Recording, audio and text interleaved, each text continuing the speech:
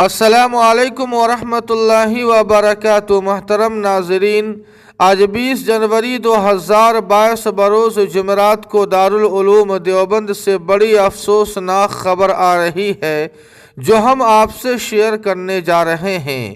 جی ہاں ناظرین کرام، آپ کو بتلا دیں کہ دارالعلوم دیوبند کے قدیم ملازم اور نوجوان لیڈر شارق خیبر کے والد عبدالخبیر صدیقی کا طویل علالت کے بعد محلہ پٹھان پورہ میں انتقال ہو گیا ہے۔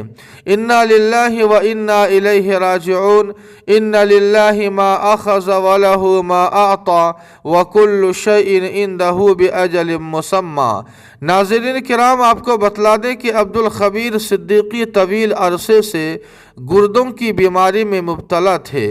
دارالعلوم دیوبند کے محتمم مفتی ابوالقاسم نعمانی، نائب محتمم مولانا عبدالخالق مدراسی اور ادارے کے دیگر اساتذہ و کارکنان نے عبدالخبیر صدیقی کے انتقال پر افسوس کا اظہار کرتے ہوئے پسماندگان کو تعزیت مسنونہ پیش کی ہے۔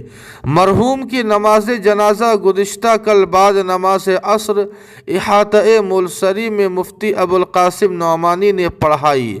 بعد ازاں تدفین قاسمی قبرستان میں عمل میں آئی۔